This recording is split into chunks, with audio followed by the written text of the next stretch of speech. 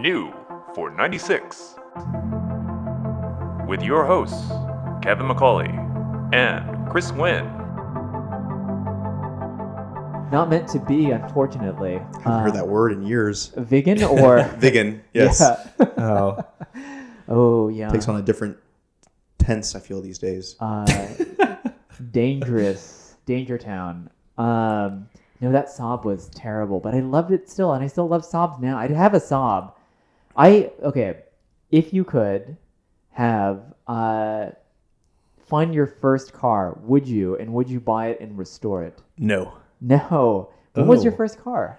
I was handed down a 1986 Toyota Supra, Whoa. which is way before Supras became cool, by the way. So was that a Celica? Oh, that was a... That's a Celica Supra. Celica Supra. Yeah, Okay. but I will admit, it had a digital display, heads-up display cluster. No way. With the speedometer was a linear line that would illuminate. Oh, like the S2000 kind of. Exactly. Wow. Oh, but that's I mean, cool. a little But worse. More, yeah, worse. That's much what worse. That is... Much worse. 20 years worse. That vehicle in the rain was almost undrivable. Really? What? Yeah, it would just break loose all the time. Wow. Yeah, and it might have had something to do with the tires that were on it. Yeah. I mean, hand me down. First cars, you Yeah. can't, beggars can't be choosers. They with can't be maintenance. choosers. It was that, and then it was followed by a Honda CRX very briefly. Wow. Which was my intro and foray into the mechanical world of autos. Oh. That is astonishing. Was this one that you chose, or was this another hand-me-down? No, another hand-me-down. Okay. Yeah. So my father was a Mercedes guy his whole life. But then, as you guys know, in the late 80s, early 90s, like the Japanese invasion that occurred was largely driven by quality issues that were occurring with other American and European cars.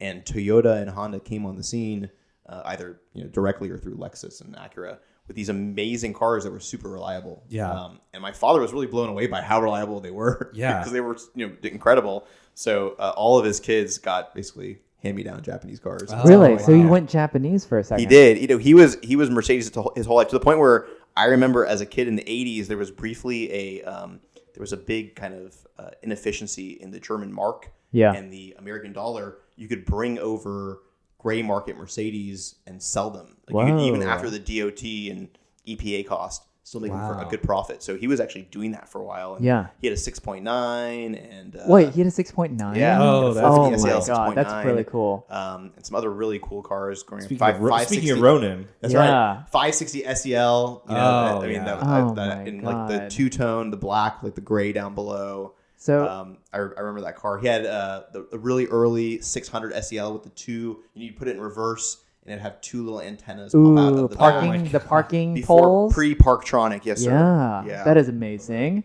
And then in 1990, it all changed forever. Yeah, the LS400 showed up. Yeah, the LS400 introduced. He has the book on that. The LS400, in my home, broke all the rules because we were a Mercedes home until then, and then my dad drove one. He hit one of his good friends, bought one when it came in, and he test drove one. And he was like, "This is the smoothest, most amazing thing I've ever driven." Wow. So he bought one, and we were a Lexus family for a while, and then Toyota and Honda. Whatever. Yeah. And then he went back to Mercedes later on, but. Yeah, that was a. And what era did he go back? Or what year did he go back to Mercedes? Late '90s, yeah, late '90s. Whenever you start seeing like, because that's when you hear the bad things about like the W210, which I love the look of, but you hear the quality was not good. Well, so Mercedes was doing a lot of things in the late '80s and '90s, which was just complicated for the sake of being complicated. It's a lot like Porsche, right? Oh, yeah, but so Porsche though, I feel like will never leave you on the side of the road. Their technology at the time was. It was new and innovative, but it wasn't so complicated to where you had to have only their components, their knowledge. I just meant from like a manufacturing, like they made it hard for themselves to make money standpoint. You're Pomo, weird for the sake of being weird. Exactly. So, as Most Sislak says. Yeah, that's right. It's Pomo. Ladies and gentlemen, thank you for joining us here on WNYC for Top of the Hour. We're actually listening to New for 96. Kevin, you're supposed to join me there. You didn't. Okay, all right. Cue it up. You know what? All right, you're listening to New for 96. And if you haven't gathered. We have a guest on have our a show guest. tonight. Yeah, Mono Specchio Tom. You may Montespecchio know. Tom of the Newport Montespecchios. Of Yes. the Newport Montespecchio. Yeah. Yes, yeah. he's our friend from local events and auto events here in Houston, Yeah. and usually And- the nicest guy at the place Indeed. with the coolest car. And I think we first met in person on the caravan up to Radwood Austin 1. I still that cherish. correct? I still Yeah. cherish that caravan. it was so rainy. And I was in my Toyota Celsior, 92 Toyota Celsior. Kevin was in his 80 911 SC. And Tom, you were in... An '86 Ferrari Testarossa. That is right. That was like the Montespecchio. the Montespecchio. The It titular had one mirror. Montespecchio. One mirror. I will say though, I mentioned this to you when we met that day. Yeah. We still need to get back together in your car. Kevin and I will get in our black suits with white gloves, and as we get on the highway, we will wave you on because those were the best videos of those cars ever. Yes. Just the waving. Just the waving. Oh my God. Yeah. Yeah. No, that was a fantastic drive, and actually, I was a great enjoyed the caravan. weather on the way up because there was a lot of those back roads. We had some fog and some. Yeah, it was pretty. It was I wish there was places where I wish we had known. Like, it's always retrospect, and you've got like a dozen cars, or whatever. It's not like, oh, I'm gonna stop here for photos, but like, Right. I wish I had known, like, oh, this was a cool spot. This would be cool to stop here. But yeah, it was when we went back. It was a small group, and we had Jordan and me and Chris Parkins and a few people, and it was fun because we kind of did the same roads, but going back, and it was awesome. It was a beautiful day. So hopefully this year we'll get more of the same. Yeah, that's the hope. Is it gets more trips, more caravans. And unfortunately, Yeah. Kevin and I won't be joining for Radwood, the event at least, because we'll be at the Hill Country Rally. Are you going? I heard about this. I don't know if I'll make it up. But, Okay. To we'll Radwood? see. One of the two, I don't know. Okay. I'm gonna try my best this year to try and make a Radwood appearance. Okay. But Yeah. Well, we're Hill gonna, Country Rally is gonna be up that same weekend. That's Yeah. It's the same week. Yeah, Hill a Country fantastic Rally. event for the G Series crowd Yeah, and earlier. or G Spot crowd. I don't know Towards how the- they're going. That's Yeah. what we go by. For the Leaf suspension crowd. Yeah. So- So the rally is Thursday. No, you drive out Thursday. It's Friday and Saturday. Right. Radwood is Saturday morning, but we're gonna host a little event on Sunday morning in Austin. So we're gonna try to get some people out to a watering hole Sunday morning in Austin, and then maybe get some group drives going back. That'd be fantastic. So that would be a So lot of fun. if there's anyone staying in Austin for the night Yeah, I after think people Radwood, will. I tried to convince Brad. do join with. I tried to convince Brad to put Radwood on Sunday. Yeah. But he didn't go for it. Alas, yeah. Yeah, but hopefully he'll join us. He said he might. But I hope so. Yeah. Are you ready? Will you announce what you are bringing to Radwood if you go? I have a variety of options. You because do. Sure. I live more of a Radwood lifestyle. Yeah, really you than, do. An event-based Radwood. Yeah. I was Yeah. kind of living the Radwood life 365. before Yeah, the Radwood. if you will. So I've got a few options. Yeah. I think my slant nose, the Mhm. 930 slant nose, is a very good. That's not a bad candidate. option. Yeah. It's very rad in Yeah. nature. Yeah. It is. I think if I could find a way to tow it in on the back of my GMC Typhoon. Oh my that god. Oh would be my rad. God. I just However, died. all Typhoon owners listening know that it has a 500-pound towing capacity. Wait, does it really? Is that true? Yeah, so the Typhoon is the Canyonero of the early 90s, for those of you who aren't familiar with the Typhoon or the Canyonero. Yeah. So GMC, back when they were still fantastic, decided to take basically a Corvette transmission, a Buick Grand National engine, and Pontiac gear, and kind of put it all together inside what was a GMC Jimmy Yeah. body. Yeah. And the result was this GMC Typhoon that was produced by actually like a third-party manufacturer outside of Sherman Oaks, California. They would body them for them. Oh my God. I What was had the no idea. manufacturer called? I want to say they were called PAS. or Okay. PAG. Okay. Something along those lines. Yeah. And you can look that up. But yeah, they would body them and put together. And until today, you'll know this. If you ever have like a cracked piece of cladding or something like that, you've got to go back to the source and they'll pour you pieces. Basically, it's a GMC Jimmy with some cladding on it and different pieces. But there were some limitations to it. They couldn't tow anything because of the way it was tuned. Yeah. It was tuned for performance. Yeah. So they had to cut that off, and then also they had to drop the suspension lower. So when you drop your visor down, there's a big warning saying no off-road use. Oh my God! Unlike the Camaro. That is amazing. Yeah. Yeah. Yeah. That's so cool. So you enjoy it? How do you drive it? I do. You know, it's actually, I'd say it's one of my semi-dailies because Really? it's just, man, it's such an everyman's car. I get more thumbs up and smiles on the Typhoon man. than Yeah. I do on the Testarossa. Oh my I God. really do. Honestly, though, And if it's I like saw- black, right? Like Black it's on subtle. black. You Yeah. know, It's it's very like subtle. if I was driving in traffic and I wasn't paying attention, I would just think it's another. I think it's another SUV going by. it's just one of those things where, like, while like the Testarossa all day long captures my attention, I would, maybe I'd snap a photo of it. But if I saw a Typhoon on the road, I'd be like, oh my God, like get a video. Yeah, Oh my God, look at this hero Yeah. who has Hero. kept us alive. First of all, Well, that reminds me. My favorite thing about when we did that group drive to Radwood, because it was like a dozen cars, Yeah. and we had the Testarossa in the group.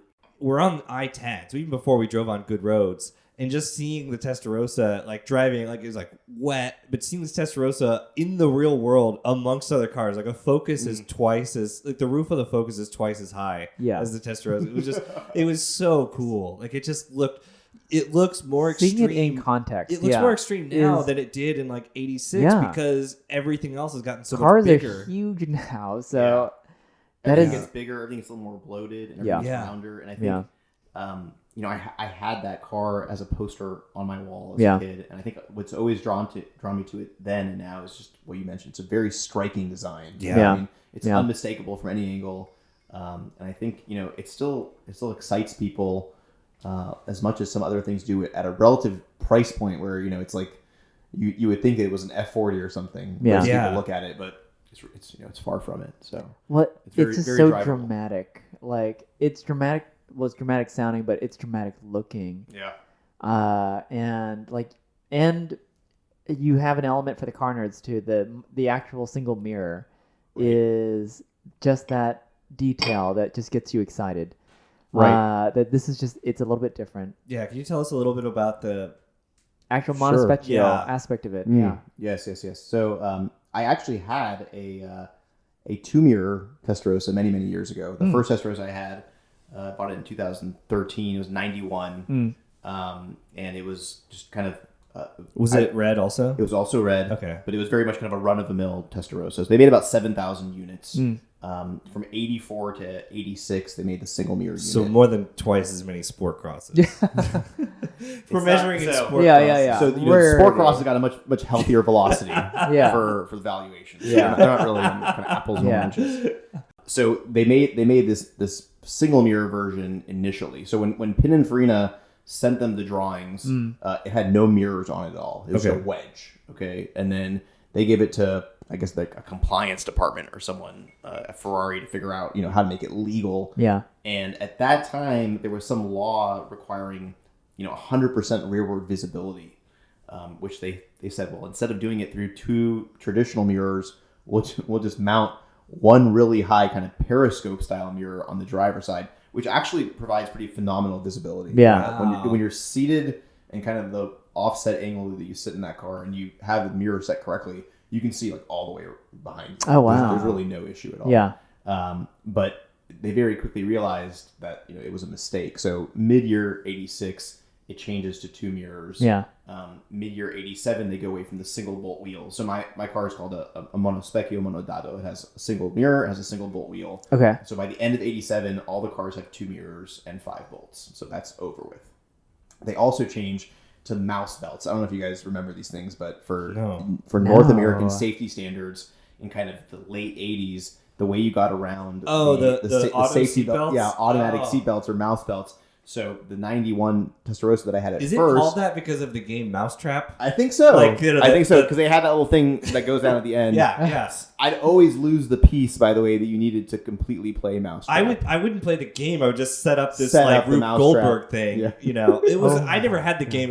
Everyone I knew had. Right. So it was like I didn't need to have it. Every single person on my street had it. It's like the 10mm socket. Exactly. You've just seen it. So when I had that car, I hated the seatbelts. I really did. They were, number one, there was like several recalls with them, and they were just, you get in the car and they're always kind of in the way. And the later versions of that car also had a more complex fuse box, more complex fuel system that was by Ferrari. It wasn't a Bosch cage Jetronic. So I was like, if I ever find an earlier car that has just normal seatbelts and simpler stuff, I would totally go for it. There were electronics by Ferrari, like electronics by Ferrari. Which that is is amazing. all you need to know. Hospitaliano. It is literally you'd open up the fuse box and mamma mia. Yeah, like it's what is this, spaghetti? Yeah. So when this one came about, actually, when I had the older Testarossa, I met the owner of this one that I currently own. And I had mentioned to him, if you ever want to get out of this thing, let me know. Yeah. And that was about 5 years ago now. So I had since sold my other one, and I was looking for one, and he had called me up. So I purchased it, and since that time, I've put probably about 25,000 miles on it. Oh, that's awesome. I drive it a lot. That's fantastic. And that's what I was mentioning earlier. It's got kind of everything that you could want about an older Ferrari, but it's not something where it's $1 million car or $500,000 car where you can't drive it everywhere. Or do whatever you want that you can. Yeah. Yeah. You take it or you can park it. You're You can park it Yeah. at the bar or at Walgreens, and it's fine. Yeah. Nothing's going to happen. Yeah. And you don't have to really worry about it. So as a result, I'm able to drive it a lot. Yeah. I was able to do some great Austin trips. Tracked it a few times. Yeah. Circuit of the Americas. Oh, MSR. that's awesome. So cool. Took it to Car Week. Yeah. We were gonna mention that. Like, this has to be the only car that was in Radwood and in the Quail. Mm-hmm. Like, so we talked about it a little bit on the podcast when I came back from Car Week, but like the Quail is extremely legit. I mean, it's the fanciest car show. Like there's not really a Testarossa class at Pebble Beach, but but in the Quail there's race cars, there's more modern stuff, and just really cool stuff. I mean, it's cooler for people our age, and so Tom's Testarossa was in the Quail the same year it was in Radwood. I just think it's so incredible. So I would love to hear a little more about your Quail experience, but also to comment that I thought I was doing pretty well at Car Week because I was there with the manufacturer and I was there working and getting paid to shoot, but you were living another life of Car Week because every time I'd message you, I'd be like, "Oh, what are you up to?" You're like, "Well, I'm going to like this event and this." Like it seemed like you were in a different stratosphere of like cool stuff you were doing. So and to be honest, that was my first time doing Car Week the full week. Okay. So it was a unique. So did you get out there like? I got there Wednesday. Okay, yeah, I think I got into San Francisco Wednesday. I think I drove down Thursday.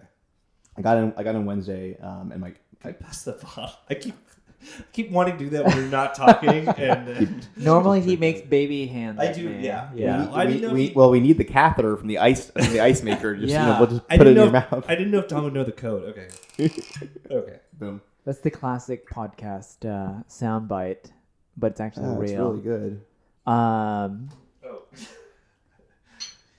Last year was a busy year for the car. And it was actually probably one of the best car event years for me. I did Radwood with you guys in February, which was amazing. And then in April, I did the Goodwood members meeting. Oh my god! Which is something that how many McLaren F1s did you see? I saw 3. Whoa, which makes no sense. Pretty cool. Okay, I saw. Oh my god! They had the BMW M1 Pro car. Reunion. Yeah. Coupled the reunion, followed by the 917 reunion. Yeah. It's one of those things where I'm telling you guys, you've got to do it once in your life because it's. I don't know how much longer an event like that will exist on this planet where you buy one ticket and you get access to everything in there. I mean, like you're in the paddock talking to the guy that's getting behind the 917. Can anyone just buy a ticket to the members meeting? I thought it had to be really. So you can sign up for the fellowship, which gives you access, and all you gotta do is buy it early. You gotta buy it by the end of the year before. I thought it might have been one of those things where it's like the moon. You've never been? Well, because our friends Jules and Tamara went because like they had some in somehow. When they lived in the UK, they went to the members meeting. Yeah, and right. It seemed like it was very tricky to get. It is tricky, but it's like anything in the age of the internet. It's like it's not that tricky. I see. I see. And it's pretty fantastic in that it's the only event I went to last year, and I went to quite a few where literally everybody was at the same access level. David Coulthard, and me, and the other dude. Like we're all walking around. I mean, and the Duke of Richmond, who owns the Goodwood estate, puts on, basically 3 trademark events every year. They do the members meeting, they do the revival, and they do the Festival of Speed. Festival of Speed. Yeah.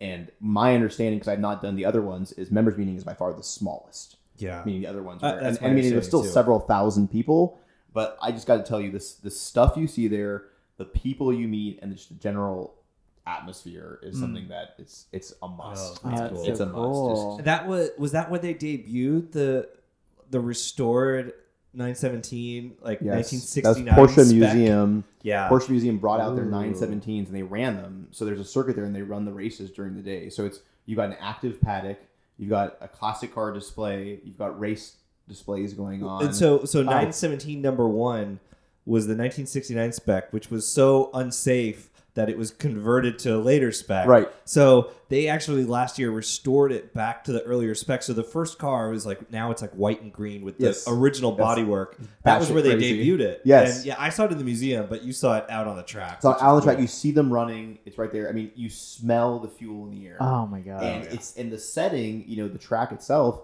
is in pristine condition, but it really hasn't changed over the past 30, 40 years. Yeah. So it looks like you're, sitting in yesteryear. It's fantastic. That's so cool. Very highly cool. recommend that you guys do that. And then at the end of May, we did at Villa d'Este in Como, did the Concorso. Yeah. Also something that's like the Pebble Beach that occurs in Europe, basically. Okay. But it's a much more focused event. It's very much a display of kind of like the best cars you've ever seen in the world. Okay. Mostly starting in kind of the mid 70s and going back. Yeah. So they had Gandini was there. They had that BMW that was lost and restored. Oh yeah. That's pretty fantastic. Cool. That's Cool. They had one-off Lamborghinis, one-off Ferraris. Yeah. That's how you posted some Oscars. Yellowbirds. Yeah, the roofs were there with their new stuff and their old stuff. Yeah. And I mean, and that's the thing. Like you go there and you meet them and you talk to them and they're just like us, right? Yeah. At the end, they're just people. die-hard car people. Sure. At the end of the day, I mean, they don't really care about what you're in or what you're Yeah. driving. It's just Yeah. that they just love talking shop. So, That's so very cool. yeah, it's very, very cool. And then in August went and did Car Week and sent my car out there, picked it up on Wednesday. So and tell us about the process. Yes. You apply. You're like, I want my test roads to be in the quail. Correct. So I've been trying to just kind of. I'd been to the quail ones 3 years ago. Okay. I was just there. I was literally there for the day Oh. when I didn't know about Car Week or what was going Yeah. on. So a friend of mine had an extra ticket. We went. It blew me away, obviously. So Yeah. since then, I've been trying to get a ticket. And then I guess last year, in the very beginning of the year, when they released all of their criteria, one of the categories is the great Ferraris. So I said, well, my Ferrari is pretty great. So I sent them some photos and gave them some information, and they replied saying, yeah, we'd love to have you. Were any of the photos like fantastic. whimsical or funny or anything, They're or just like of the weird car. place? No, McDonald's, it was just- McDonald's drive-through. No, it should have been. It should have been like spun into the gravel at Circuit of the Americas. Right. No, Yeah, not yeah. that one. Not that one. No. So and that was the thing is like they responded, and I'll be honest with you because I presented the cars in a bunch of different places. Yeah. They were some of the friendliest and easiest people to work with, and like the load-in process and load-out was awesome. That is amazing because sometimes like Concord style Yes, very stuffy. activity is not Yeah, it's tough. It can accessible. vary. Yeah. It can vary. So they were phenomenal. The event, like you said, was I think the Quail is really kind of the benchmark for our generation Absolutely. of event in that. And it's race cars. A lot of it's race cars. And I love that. Well, it's race cars and super cars and Yeah. modern cars, old cars. It's everything that celebrates the auto culture. Yeah. Whereas Pebble Beach is very much about the provenance and what do you do to deserve Right. your place on the lawn. Yeah. Right. Over there, it's like, okay, this is cool. People are gonna like it. Bring it in. Let's just make sure it's kind of best in class. Yeah. At Pebble Beach, it's a whole thing, but I don't know anything about 90% of the cars, and it's fun learning about some of it, but I don't retain it, and I'm just not passionate Well, it's about like it. we talked about wanna- earlier about those guys that are flying on the Concorde, right? It's like I don't have access to that. I wonder like at what level of provenance you can get away with, as in like, oh, Elvis once had sex on this hood. Like, ooh, you can still see his butt print right Yeah. there. But only the year that they have an Elvis like boned here category. Like that's it. That's it. Yeah, Oh yeah, my yeah. God. Otherwise, it's tough. I You would gotta love wait for that year. A boned category, a boned category would be Yeah. amazing. Yeah. Yes. Did you see the Car Bros like Kit Car Enzo? Yes. Did you see the Ooh. video? It was everywhere. Did you see the video about it? No. They put out. They put out like a little documentary about it because they entered it they entered it as an Enzo, but they included a photo of the real car, and they paid the fee, and it was accepted. And so they thought like, oh, they thought the people were in on it as like a joke because it's like they had the photo of the real car. Right. And so they show up with the car and all these people are like deferring to the next person like, what do we do here? And so they're like, basically you would like, we paid the fee, like you should honor it. And so, and they were all really cool. Like the organizers just from this seemed really cool, but they put it like by kind of the restrooms. And they honored it. They put the car there, and all these people were panicked because they're like, "You sent a real photo of the car?" And it's like, "Yeah." And it's like, "What got printed in the catalog?" And the car is in the catalog. The car is in there. Yeah, it's in there. Oh my God. It's in there. Yeah, that's awesome. It's a great event. I love how they do like the themes and the food. It's just more than just a car show, right? Yeah. And they do a really good job on it. I mean, that being said, Pebble Beach is also an event in itself that I think is worthy of attending at least once in your life just to see it, because it's, I mean, the stuff that you see there, and really Car Week in general, I think you and I have discussed this before, is kind of an eye opener to where you come back from there where you're like, okay, there is no special car in the world. Yeah. It's really just more about people and finding kind of your cool niche of where you want to be and what you want to play in. And that's always a kind of philosophy I've subscribed to. Just find what you like. Yeah. It doesn't matter if it's a Ferrari or a dumpster fire. Just go for it. Yeah, just go to town. Which you have an eclectic collection. It's got to be eclectic. Yeah. Well, and on that Radwood drive, my brother, I don't know if you remember. Yeah, of course. Yeah, so my younger brother flew in the day before, had no knowledge on how to operate a manual transmission. He hopped in. I had my Lancia, the Delta HF Turbo. Yeah. And I was like, "Come on, this is very rad car." An awesome green. And it's good. It's a good green car. And he learned how to drive it. He drove it with us. So he did. He did a great job. He was really cool. To be fair, shortly after Radwood, I did see it at a mechanic shop. I can either confirm or disconfirm it. Yeah. He actually, although in his fairness, on the way home from Radwood, I had been telling him the whole time how this is like a rally car. You can go rallying with it and do all kinds of stuff with it. So he was like, "Well, can we play with it a little bit on the way home?" So we did have a little fun with it, a little too much fun. Yeah. Okay. Yeah.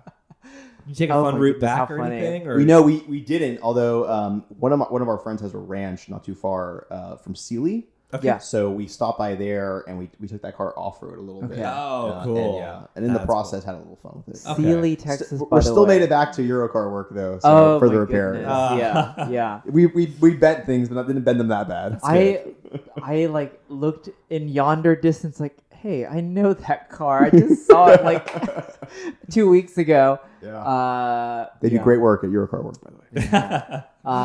We'll find a link. And Sealy, Texas, by the way, is home to Texas. Of course, is a automotive state of sort, but Sealy, Texas, is a home to Hennessy Performance. It is. It is. And proud home. Toyota. Mm-hmm. Gulf State. Toyota has like a distribution. It's a Gulf State distribution. Yeah. Isn't it where the Tundra is built? No, that's San Antonio. That's San That's San Antonio. No, it's not that big. It's just that's where all the Toyotas for this tri-state area come. Yeah. Because of a deal. Yeah, that's Gulf State it's a deals. weird deal. So I once obviously I didn't do a great job because it's not recurring work, but I did a photo shoot for Gulf State Toyota, and it was shot in a studio like the Texas edition Tundra, the Oklahoma edition Tundra, and the Louisiana edition Tundra. Are they all the same? This is disappointing. The badges were magnetic. No, and we swapped them, and so it was like God. a grill and wheel package basically, and the badges were like magnetic. So I basically photoshopped them on because I had to do so much Photoshop because there was like. Every single thing in the studio reflected in all the chrome. Man. So it basically like I did one clean shot and then I just photoshopped the badges on each one in every angle. But it was my God, it was ridiculous. There you have it. You've also photoshopped Hennessy Performance there as well. I've shot there. I'm not willing to talk about that. No. We won't go into that because we have mutual experiences with Hennessy, a fine company. Seems like moving on. They're big on numbers. Yeah, they sure are. They sure are. Anyways, please do go on. So your brother drove the Lancia. Lancia. So, some cars you have to use an accent for. Lancia. It's Lancia. Yeah, you're gonna Delta do it with Turbo. the Italian. HF Turbo. Same way with with Typhoon. You should start Typhoon. Typhoon. Yeah, that's GMC the Typhoon. Yeah, we're gonna be culturally correct with Typhoon. the Typhoon. I don't want your life. Yeah. Oh my god. Wait. So when you went up to Red last week, you had the Typhoon already. I did, but it was not in displayable condition. Okay. So I bought that Typhoon for $8,000. What? Whoa. I did. That seems extremely inexpensive for that car. It does until you see it and drive it, and you're like, wow, I overpaid for this fucking thing. Oh my god. Did you have to put a lot of work into it to get it to? So the answer is yes, but it's not like when I tell you like I bought like a messed up 964 and it like cost me. Yeah. I literally like for when you have these cars, you go to AutoZone and they have everything you need on the shelf, dude. Yeah. It's unbelievable. Oh my Everything's God. AC Delco, Yeah. or GM original. Yeah. It's all available. Wow. And I mean that is truly the beauty of the American Wow. car is you can get the part Because like, it's a Corvette and also it's a Blazer and it's like Grand National. and it's got it's got the Pontiac. Yeah, go to aisle speedometer. 19. That's the new gearbox aisle. You'll find one in the back. Yeah. So that is the American dream right there. It is the American dream. Just everything at arm's reach. It is. That's so cool. Although I say that, and then Yeah. you look at like the marketplace that exists nowadays for air cooled Porsche parts. It's unbelievable. Yeah. Oh Versus my what it was a god. couple of years ago. I mean, you can get everything you want quickly. Yeah. And even the aftermarket stuff they're making Yeah. is really cool. And Yeah. it seems like Porsche is stepping up on making new stuff Yes. slowly, on having new things. So, Yeah. Although there are at times issues. oh yeah, your cylinder temp issue thing. So okay, so we had some. We have some queries. If Why you did will. I make it work? Well, that was Okay. actually I'm a impressed very you guys awkward way prepared for to. this. Okay, Yes. so Kevin. I thought you were okay. So where's my thing? okay, so you already kind of answered this, but you have a car that was on my walls. Like I had all Testarosas and all Countachs. Like what was on your walls? So Testarossa was on my wall. Yeah. I had a Vector poster, which by the way was Whoa. very difficult to obtain No way. in the 90s. You have to go to the Spencer Gifts. No, I actually You had had to flip through all the posters. No, I got it. It was a mail order poster. Wow. It was in a car magazine. I had to like write in for it, fill it out, and wait for it. And it showed up when they folded into a million pieces.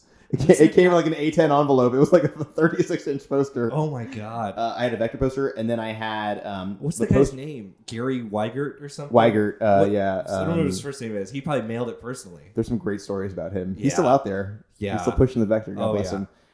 And then I had a poster, which I'm sure a lot of you guys had, was this Dream Garage poster. Yes. That had like the garage. F40, Yeah. the Countach, and some other bullshit in it. Yes. Yeah. Yeah, it was like motivation for higher education. Yeah, or I photoshopped it. It's so stupid. This is so stupid. Why am I saying this? I photoshopped it because they always say like millennials like don't want cars. So I photoshopped it where it's all cell phones coming out of the garage, it's like smartphones. Like, oh, this is why millennials don't want cars. They put this up in the schools. But Yeah. Pretty good. yeah. So Here's- speaking of millennials, this is my question. Yeah. This is an honest question because I genuinely like have no idea. Do you think? When you have kids, you have children. What do you think? Like kids today, what do you think that they want in a car? Like, what do you think that their dream car is? Like young people. Let's rephrase it just slightly, No, but add I it on to that. refuse. You know I don't. Your compromise. kids, what would your kids want? So you're there a little bit on the younger side. So they can't Right. drive yet, Yeah. in theory. So I'll tell you that I and this is sad. I think my kids are entirely driven by the electronic experience inside the car. Oh, no. I see. In that, like seeing a Tesla with a huge Yeah. screen and stuff like that is Yeah. very appealing to them. And honestly, I think that as time has gone by, because I have a son too, who Yeah. when he was like really, really young, was like much more into cars than he is now. Yeah. And it's kind of starting to fade. I just think they view autos as much more of an appliance as we do.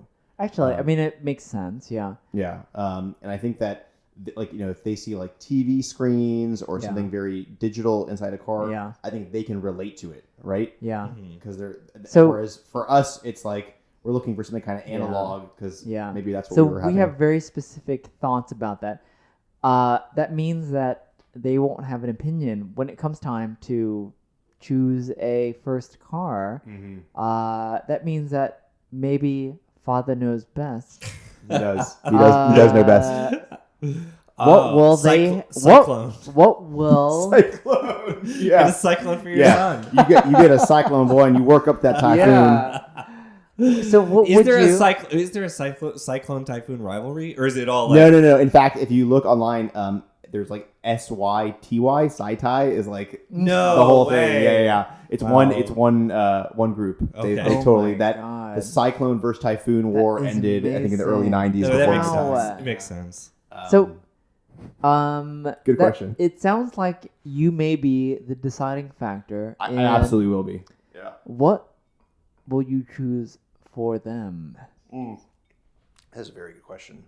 I'm inclined to go. Tercel. Yeah. Well, I was gonna say Geometro. Yeah. Geometro is probably the way to go. You don't need safety feature. You need A to B and C on the weekends. Yeah. As the old Civic Boy. ad would say. That 92 Tercel's airbag is just filled with spiders at this point. But Yeah, but so is my Beanie Baby collection. oh my goodness. So it sounds like, should they want to have a vehicle when they turn of age, Right. you might be the deciding factor in this. What would you choose for them? It's a ways off, but those It cars is, in the you know- 90s aren't getting any newer. They No. they aren't. Yeah. And I think at the end of the day, I think it'll largely be driven by lack of speed.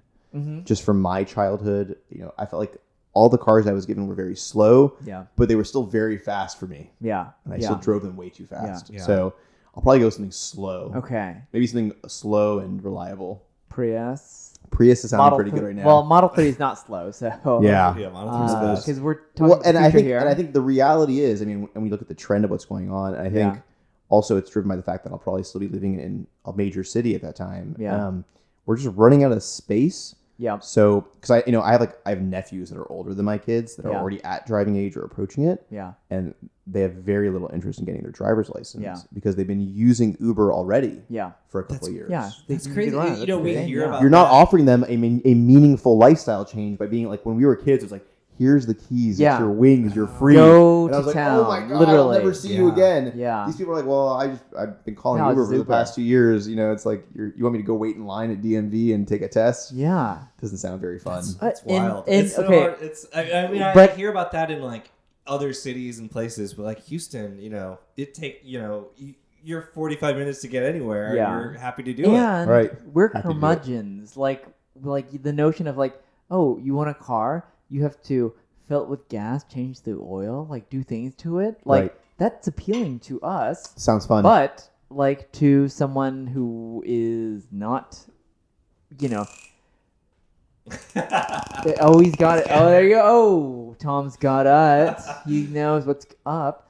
That is unappealing to have to take care. It's like a pet you don't want. That's right. A car. It's another yeah. another Digimon you don't need. Yeah. So your nephews, you said nephews. They don't have like a He's- dream car. No. It's No, they don't, and they don't see a call and be like, "Oh, that's cool," or Wow. "Wow," it's so strange, Oh my right? God. It's so weird. You know what would be horrible is that like if they had like a poster of like Elon Musk on like the wall. It's Well, like, because my like I know. it's Give me so a Chris dumb. Bangle poster instead. Ooh. Oh yeah, seriously, exactly. That you jumped right to it. Oh my my worst case goodness. scenario is someone like my worst case scenario is like the teens of today lusting after like an SUV coupe with a lot of horsepower. Yeah. Like give me the GLE 43 coupe. Yeah. And I think that's stupid. Which, by the way, but is a 2-liter. yeah, Yes. it's all they're all 2-liter all liters. turbos. I think it's stupid, but like what you're describing is even worse. Where it's like I want the Uber and I want to not have this Oh my burden on my God. life. It's like no, enjoy the burden.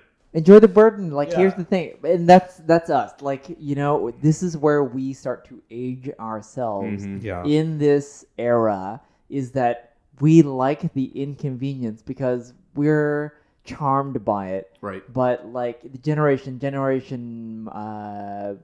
what is it? Hello, my age. What is generation?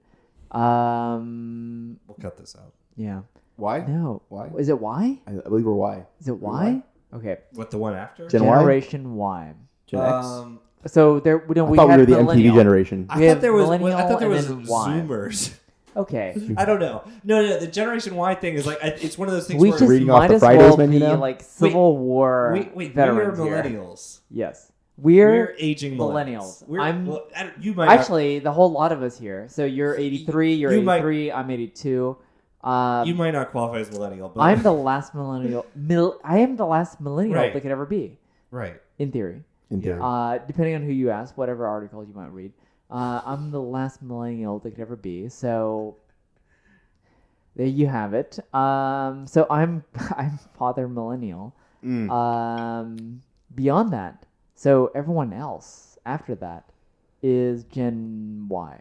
No, Gen Y was what millennials were before there was a name for millennials. God damn it! Is Then that what true? is it? Yeah, it was because Okay. Gen X was Gen X, and then there was Gen Y until it kind of came. So what into is its Gen own. X?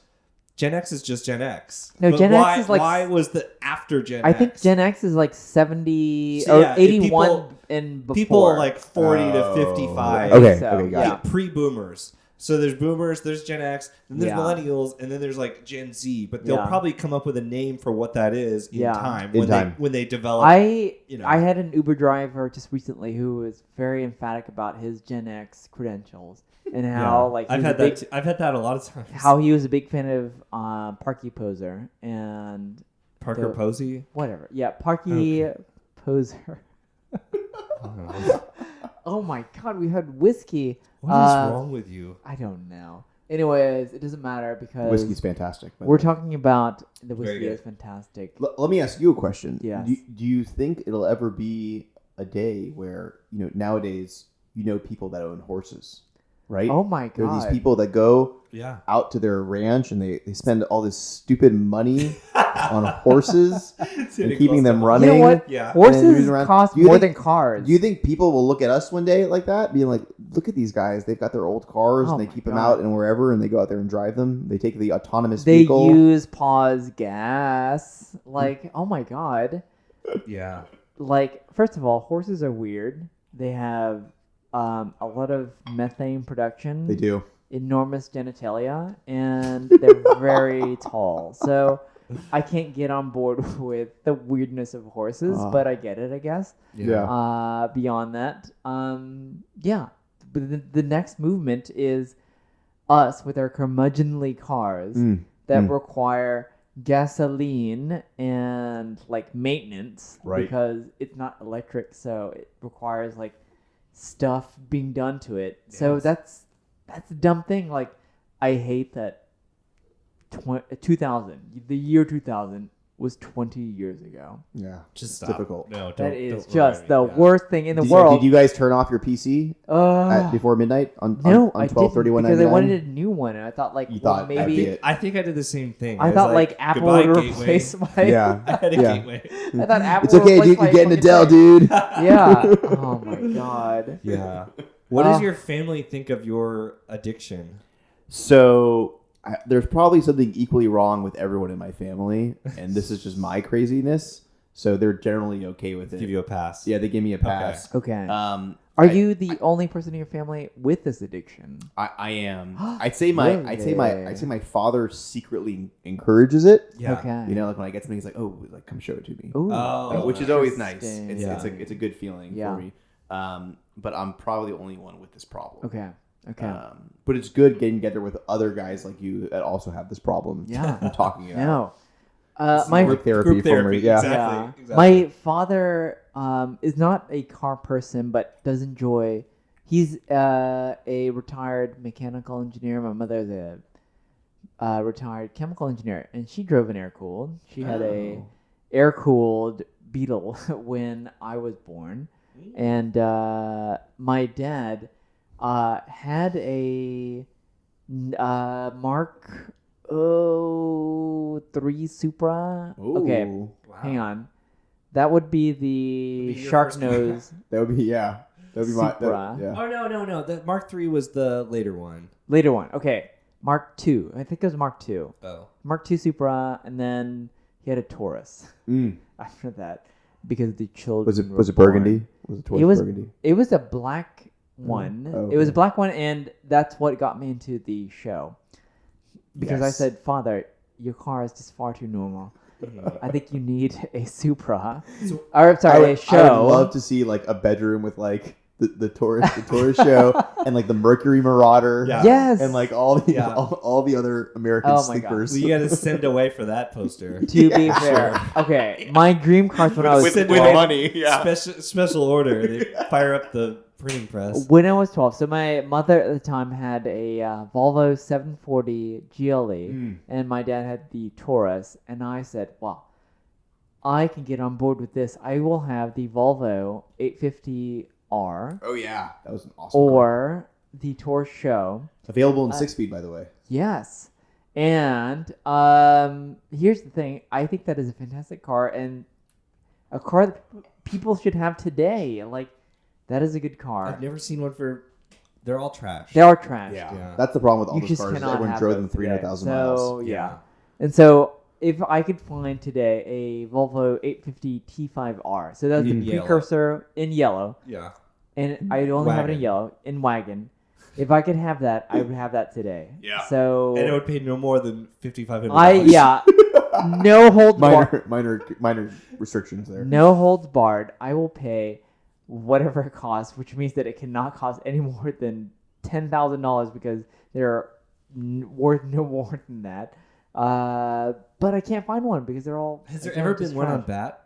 No, That's weird. they've had an 850R, but Okay, not a T5R. Tom, are you aware that there has never been a Lexus Sport Cross on Bring a Trailer until Is that true? It is. That is a except lie for until now. No, until now. I bought one, and then 2 weeks later, they've had two. That's Yeah. that's your fault. You That's my started fault. that. It's my fault. It's I did this. Kevin You posted your wants on Instagram. his, I know. his The world knows. his Exactly. You're what's known as a trendsetter. Yeah. I set that trend. That's the one. unfortunately, his Sport cross trend of 2020. his It's a real thing. he's a social media influencer. Oh, God. So Yeah, so Chris's first car. So one of his questions was, "What would you think of our first cars?" Oh yes, it's because true. Chris had a. I had a Saab 9. 1995 Saab 900 SE V6. So the worst possible. Pretty spec. baller. Yeah. So the But what color? is Also it was automatic. black on black automatic. So here's the How thing. did you not learn to not get So, black cars after that? The first gen, so I had a first gen GM Saab, and it had the 2.5 liter V6 from a Saab, or I'm sorry, from a the GM basket of power Goodness. plants, and that went into a whole Ro- lot it's of aisle 19. horrible at things. AutoZone. Anyways, so it was a horrible car, but I loved it to death. And Kevin also had a 2.5 liter I had a 2.5 liter V6. V6 as well. Ford Probe GT. He had- Oh, the Probe GT. By the way, The I had opposite a of that. for I just got rid of it after having it forever. I had a Ferrari 456 GT, which by the way is basically a Ford Probe. We gotta fucking for talk all about for all intents and purposes. We must talk about that because we have opinions about the 456 GT. I owned that car for so long. Really? God. And I paid the price. I was like, one day this will be a classic, and it was that one day will be in the next owner's But it was realm. green. No. And It was so green. good. I didn't It was know you got green. rid of it. Okay, it's I so did. good I sold though. it. I sold it because damn. I had so there was a guy that was lusting after it for a long time. Damn. And I just wasn't driving it anymore. Yeah. And then I took it to get it repaired, and that was Wait, it. okay. Then we'll just kind of like side loop So, to this. but the general styling that Pininfarina produced for the Yeah. 456 GT is basically the Ford Probe. And if you're driving past a Ford Probe parked on the street late at night, you probably think it's a 456 GT. I mean, maybe, yeah, probably. Okay, wait, but did the 456 GT suffer from engine out maintenance issues? It does not require engine out for a belt change, Okay. as a 355 512 Yeah. Testarossa does. Yeah. However, It's it gonna be is a big however. Yeah. a However, yeah. So roll that on for us. Yeah. It's got a very big V12 in it that has lots of Yeah. moving parts, and it has a suspension system, an air suspension system. It's That always Okay. that sounded so awesome on paper and looked so cool when Ferrari made it in 1995. I had no idea. And is a total disaster. Welcome to Wow. Grand And- Touring. Yeah. We have a friend. problems. We have a friend with a Land Rover LR3, and he's replaced every single part of his air suspension. And we make fun of him. We make fun of him. He refuses. Endlessly. Go coil over. He refuses. But I could not even in the depths of that. I can't even fathom an Italian air suspension from 1994. Yeah, it's terrible. I mean, and that being said, when these things work, they work phenomenally. Like, Yeah. there's old Citroens that like. No, if you ever okay. ridden on one that works, Well, you have actually. Here's Yeah, the thing. He has. It's like riding on pillows. Hydraulic. Here's the Yeah, thing. that's a true hydro. Yeah. How in the year of 2020 that we live in, we have not solved air suspension issues because so you've been in the CX with air suspension. You've owned a car. I'm pointing at Tom here with air suspension. I have a Toyota Celsior with stock air suspension from 1992, and I have bought extra parts to keep it alive, and it's about $1,500 a corner to keep alive, and if you were to buy new, if I want to keep it alive, it is troublesome. It's not bulletproof, and it's still not to this day bulletproof, and that people want this still is maddening. And yes, it's madness. Surprising. Well, air because the suspension, people but it's that special, are buying, right? It's people that are something buying the new special. cars Yeah. are not being considerate for us who want to Yeah. buy them old. Right. Well, the 6.9 suffered from the same Yeah. issue. But the 6.9 is different because it's hydro. everything is powered by the air. So no, that's the 600. Yeah. The 600. good. That's the The grocer. 600 one is the one that the windows will take off your fingers. Yeah.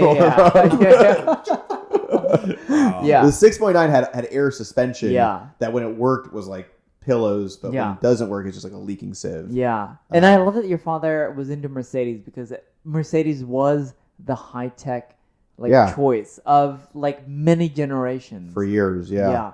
But and I still love. I mean, I say this. I think my all-time favorite car, and I love McLaren F1, and I recognize it for being the greatest it is. But the CLK GTR that they produced 20 units of, and actually I have a photo of the CLK GTR sitting beside the F1. Yeah. And it's like I can't believe I'm saying this, but like the F1 looks like civilian next to it. Yeah. It's like what they were doing, what Mercedes has always been doing, is really innovative stuff. And let's be honest, they have the balance sheet and the billions to spend on that stuff, right? Their R&D department is always flowing. May I ask, was that at a particular garage locally here? It was, okay. yes. Both silver. Yes. Yep. Okay. Yes, okay. yeah. We Side by know side. we're Yeah, side by side. You know. Yeah. There was one auctioned at Monterey last year or this year. There was a CLK GTR. Oh no! The F1 when we were The there, F1 was, there was not a CLK GTR. Maybe it was last year, but those cars, man, is just like we were talking about earlier. That late '90s, kind of pinnacle of technology. They had access to carbon fiber. They had access to CAD design. They had access to wind tunnels. But they just didn't want to Snapchat all day. Yeah, and they had it's the whole thing. And also they had to like present it as like a road, ostensibly a road car. That's like right. the weird GT1 rules that made. They weren't like, man, I bet we can get like easily $100 deposits on this overnight. Yeah. Oh my goodness.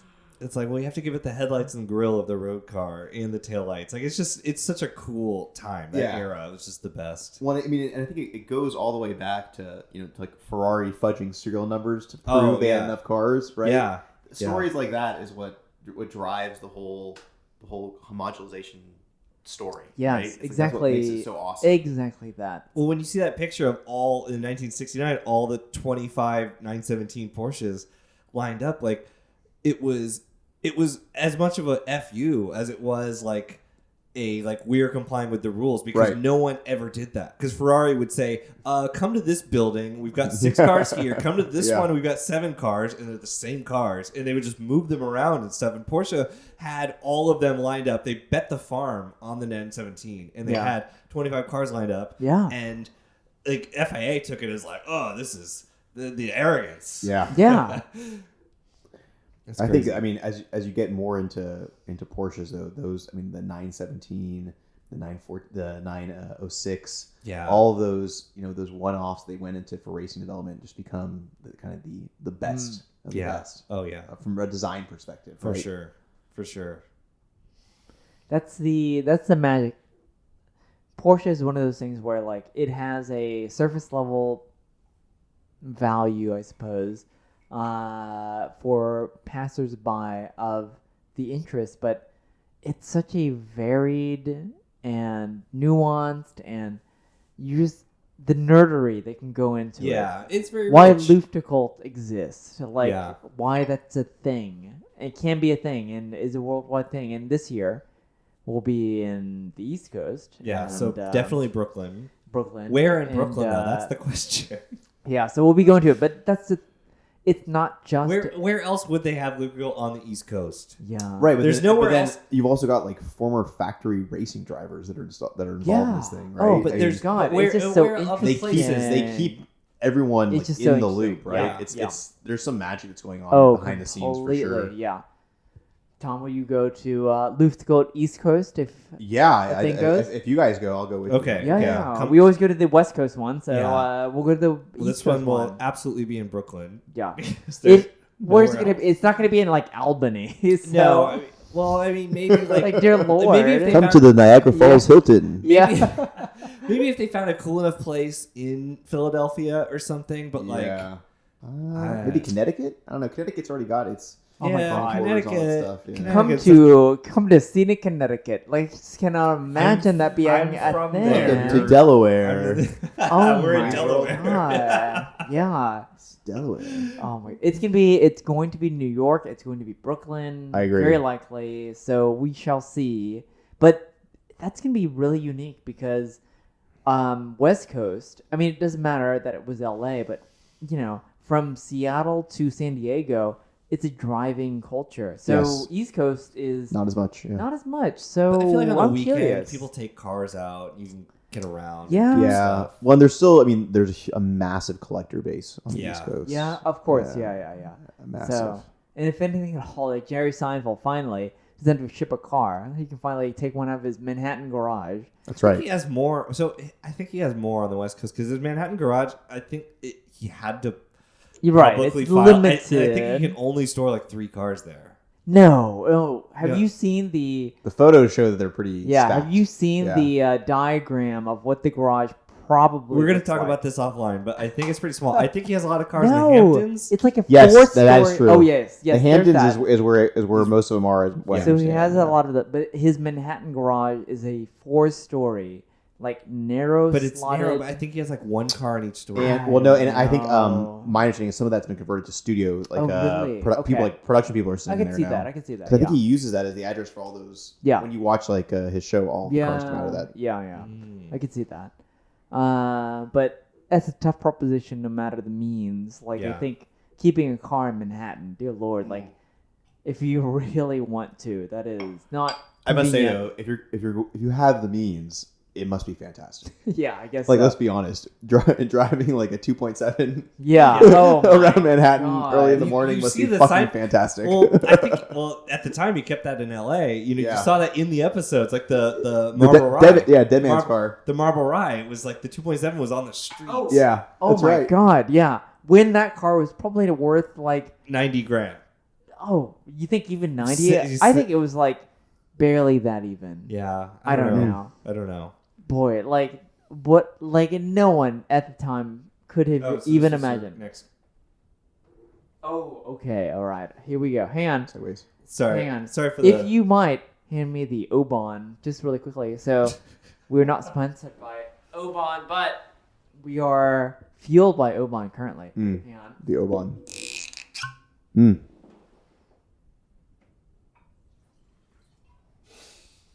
Just a thank you. Just a tad or a tit, if you will. Just the tip. Tom, would you So- care for? I will hand this back to you. Oh. Of course. Okay, so we have a question here. Hang on. Let's see here. Hang on. Face recognition. Tom. Okay. Do you want to just look at my? Copy. Hang on. No, I've got it here. Do you? Yes. Okay. So, Tom, you're bold for owning many cars that require certain amounts of upkeep, but also, are you daring Tom, Very daring. what are the limits of your ownership capacity? So you currently own multiple Italian cars, which is a challenge, certainly. So you have obviously a Ferrari Testarossa, a Lancia Delta HF. Also have a Lancia Fulvia. Don't forget the Fulvia. Oh yeah, I saw it at the Speaking of Volva, yeah. that's a great one where You have a Fulvia. Yeah. Good Seinfeld. Fulvia. So- The exam on the Fulvia came back So, would you own other cars that might need special attention? clean. Yeah, I would say nothing is off limits per se. Let's say, would you own a VW Phaeton W12? Ooh, I love the W12. That's I a love special as and I love fuck the rarity engine. of that car. Yeah. But I've heard some horror stories. That being said, no car gets a worse reputation than the Testarossa. Okay. In my worse opinion. than a W12. Yeah, I think so, because everyone hates Testarossa because you got to engine out it and blah blah blah. Everyone's like, oh, and if you don't, everyone knows a guy who knows a guy that like, his belt broke or whatever, and blah blah blah. I mean, I keep just driving the shit out of mine and seeing what happens. But Okay. What I always heard was that the 512 TR went to the engine was mounted higher. I believe that's true, actually. But it was less engine out for stuff. Like a little bit. Like I heard it was The 512 is an improvement. Yeah, okay. It's an improvement like on all fronts. Okay, except tastefully wise. Well, no, I think it's a very good looking car. It's a good looking car. It's good. I mean, the wheels are very. It has 18-inch wheels from factory. Very nice. It has the bottom of the trim is body coated, which is nice. But it all depends on what look you're going for. When I was a kid. Right. That early Testarossa was very appealing to me. So obviously I still like it. Well, it's just the icon. So, but I probably, man, the problem with the VW that you mentioned is because I don't want to discount your question, is it's a fantastic vehicle, but it's largely pitched as a daily, right? I'm not going to buy that as like taking out on the weekend like a Testarossa. It's okay. Well, I'm going to buy this thing, and it's an oddly exotic, normcore car. Yeah, it is. Much like, also follow-up question to that would be the V10 Touareg. Oh no. Diesel with 700 pound-feet torque of which is a fantastic car, by the way. Yeah. I feel like both the cars you mentioned, unlike my vehicles, suffer from some very unique electronic issues, which are diagnosable and addressable with some proprietary systems. Yeah. Well, this is our last one. This has no electronic issues. Oh, okay. Aston Martin Lagonda. The answer is yes. Oh. The answer is yes. I would buy one. They were a total shit show, but man, it's striking. It's striking the same way. I mean, it's not as attractive as a Testarossa, but it's just as striking. When people see a Lagonda, there's no question about it. No question about it. Tron car. That's just like trapezoid on wheels. If you get it's going. The problem is you can never find an original one. Someone's always messed with it in some way. If you found an original Lagonda, you got to go for it. Because they always try to display and everything. Those dumb idiots who try to make it work. Like Don't you idiots know it wasn't made to be work from factory? Just let it be a paperweight. I mean, it's fine. Would you? This is not even related to that. But would you have a 412 or one of the? I know there's like 11 names for that form of car. Yeah. The answer is no. And I'll tell you why. Okay. The Bertone styling just doesn't speak to me the way that the Pininfarina styling does. It's much more squared off. Now, that being said, I love squared off styling, like the Bruno Sacco stuff that he did for Mercedes. Yeah. W140, R129. Like, I love that shit. I love the squared off stuff. The 412, it never really spoke to me. I know Enzo drove one, and they were really nice. But Ferrari in general is it's a tough brand. I don't view it as like some sterling mark of perfection like a lot of people do. In fact, until today, I view them as being highly flawed, and they suffer from build quality issues across the board. But they have a sexiness to them and a history that is very nice. You know, I think Yeah. at the end of the day, if a Ferrari was as reliable as a Porsche, it might not be as desirable.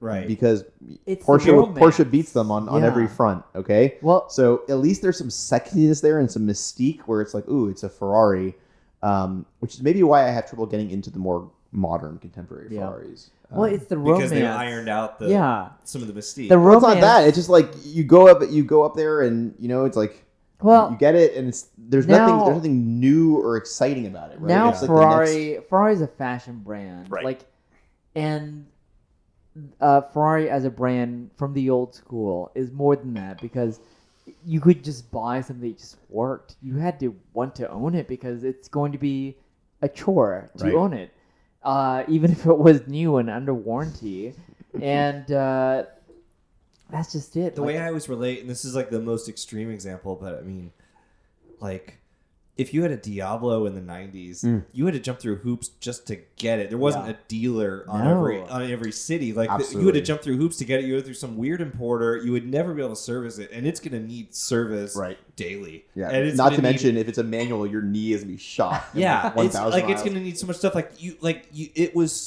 It was so cool and hard and weird and eccentric and insane to have Lamborghini in All the at the same 90s, time. and now they're very boring. They're very and easy to- accessible, right? They're very accessible. It's very accessible. That's the thing. And- It's like if I see someone on the road with a brand new A12, it's like I know all you did was you went to a dealer, Right? And you put down some money. Right. There was no research or effort or anything Right. involved. Like you're not trying to find something special or a connection you had. Whereas you see an older Ferrari, you at least know you've got someone who has some appreciation for those older cars. Totally. Yeah. So it's just different approach one way or the other. I'm not knocking the modern Ferraris because they're fantastic cars, but if you're saying go out and buy a brand new car, I'm much more inclined to go towards a Porsche. Yeah. Just because of build quality, performance, durability, Right. just a general brand proposition. I think. Yeah. Well, it seems like an intangible way, like a lot of the intangible things with these brands has kind of gone away, and now we're just dealing with the tangible things. Yes. And Yes. Porsche offers a very compelling package in that way. Yeah, and I think they're doing that by leveraging their fan base for their older product. Mm-hmm. I think that's so key, and I don't really know of another contemporary manufacturer that's doing that.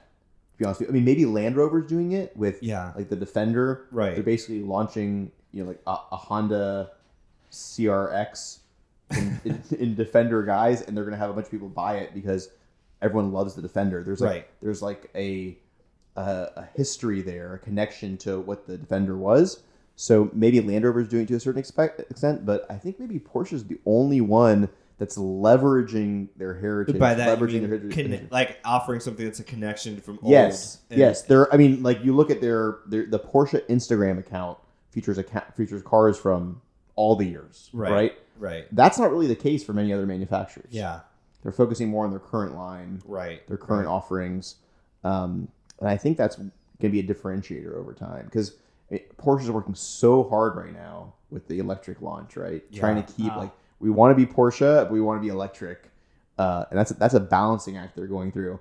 God knows they have enough swag to get through it. It's like every day you show up, there's a new box in your office. Oh my Yeah. god! It's like, oh, I get a paperweight and I get a statue and I get a charger and all these stuff. But I think at the end of the day, they're just trying to make you feel like, hey, we value you as a customer. We know you like our heritage. This will still be just as good. We hope.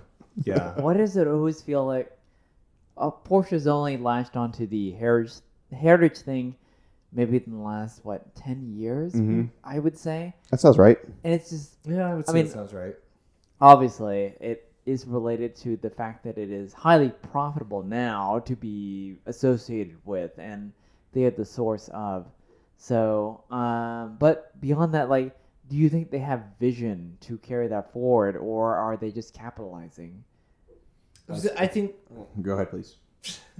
No, we were asking Tom and I. Yeah, I have no question. Yeah. No, but I think I was cynical in 2009 when they used 917s and Speedsters and 718 RSK to launch the Panamera, which they literally did. But I think they've carried through. I think it has been 10 years of supporting the classics and leveraging that in a in a way that is positive for all people that are fans of the brand. Like it's not just like, manipulating. It's genuine support. That's the thought. Genuine, right? No, and you wouldn't build out your last 993 shell in whatever 2018 or whatever. Yeah. No, I agree with you, but I think the answer is it's both. Yeah. One serves the other. Sometimes to a certain extent, it does feel like they don't know what they're doing with the heritage aspect, and that they have this brand equity from yesteryear, and they don't know how to deal with it. Much like the 993, the brand new 993. What was it called? What was Project Gold? Project Gold.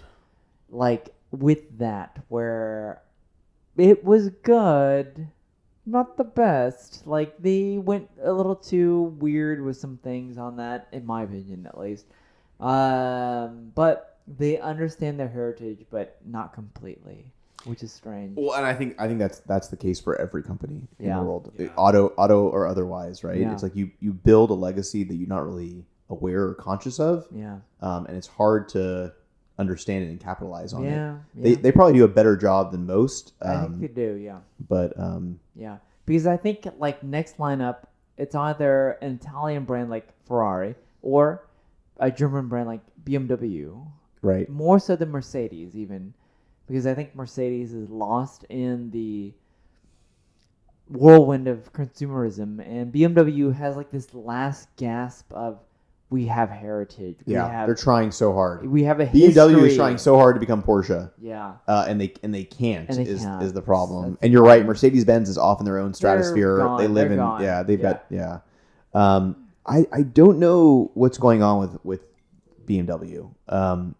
Have you had any BMWs? I have, I've had several BMWs over the years. Such as what? So I was a big E31 guy, 8 Series for a long time. What? Yeah. This is the craziest. Yeah. Okay, that's pretty good. That's pretty good. Okay. Yeah. That's so cool. Yeah, no, it was great. I had 3 8 Series. Wow. An 840 and 2 850 CIs. Oh my god. That is amazing. And then I had an E28 M5. Okay. How was that? It was fantastic. Boy, you are hitting the highlights here. Yeah, no, I was a BMW guy for a long time, and I still think they're great cars. Yeah. However, in that era that I was playing, kind of like late 80s, early 90s, the build quality was inferior to Mercedes-Benz. Sure. And it was inferior to Porsche. Yeah. So I was dealing with those issues. So the notion was that, like, Porsche, of course, it was always, what you get equated to what performance you got. Mercedes, solid. Doesn't matter. It will go all day long. Mm-hmm. Doesn't matter what. That's what she said. BMW, boy, what was the proposition there? Because it's the same issues you have then as you have now. Yeah. So, so you had several 8 Series BMWs. Mm-hmm. Was it satisfying? It was. Okay. Yeah. No, I think they're great cars. And I think at the end of the day, they have probably the upper hand on styling versus Mercedes-Benz, who's always been their main competitor. So adventurous. But you look at the product line and relative market share over the years. It was always 7 Series and S-Class. It was always really just 3 Series, and then like C and E trying to compete with the 3 and the 5. And now I don't think that's the case anymore. For years, really since like the 221, the S-Class has been dominating. Yeah. And then in the mid-size stuff where they were really strong for years, now they're losing really to Korean brands, let's be honest. I think so too, yeah. So they tried coming back like with this 8 Series, which is really always just a 6 Series, right? Yes. The 6 Series and 8 Series always replace each other. And they're not willing to double down on like a GT car like Porsche is, or like Mercedes is with AMG, right? And AMG's gone off and like done its own thing now. So by the way, separate talk for separate show. Pre-merger AMG cars, I love. Oh my god, I love. Yeah. We can talk about this all day long. All night long. Yeah. Because even today, it still exists as a Hellcat, or any Chrysler coupe thing. That is a pre-merger AMG. And people don't realize that the AMG GT is the new Dodge Viper. my God. It is the new Dodge Viper. You are driving the current Dodge Viper if you're in AMG GT, by the way. That's the thing. You don't care about how the car drives or where it came from. You just care that it's loud and it's fast. That's right. So how many 12-cylinder cars have you had? A lot. I love 12-cylinder cars. Oh my God. And then really, going to that whole era where when Chrysler bought Lamborghini. Yep. I just saw some photos the other day of, I don't know if you remember, there's I think it's like 91. There's a 91 F1 test car. It's Chrysler Lamborghini, V12 powered, all white, no livery. And Ayrton Senna is testing it. What? Whoa. Fantastic. Wow. Yeah. That's cool. I'll send that to you insane. guys. Okay, please Gold do. Coast. The V12 for me, when I was a kid, again, my dad, like when my father would bring in a car with a V12, it was just like revered. Yeah. It was like this is the pinnacle of engine power, of engine design. This is the V12 or the flat 12 or whatever version of the 12-cylinder engine it was. Yeah. So growing up, if there was a version of the V12 of a car that came with the V12, I was always drawn towards it. The V12 is such an extraneous just exercise. Mm-hmm. Like, sure, but it's you could perfectly have balanced. You could have an 8, but what if you had a 12? But the 12 is perfectly balanced. Yeah, There's something so nice about it's so that. balanced. There is. It's so smooth, and that's the thing. That's the luxury of the 12. Right. And I mean, in the era of, boy, that is a tough proposition to experience. But have you ever driven a 12-cylinder car? Just a 750 IL Love that BMW. Which one? What era? E38. Oh, Yeah. which one? Or whose car was that? Up, It was one of my friends in college. up until 02, you can get a 750. Her dad was like a economist, and he had this car just stored. Anyway, I drove it. I got to drive it quite a bit. It was great. I once drove a W12 Phaeton. What? About 10 feet. And then Okay.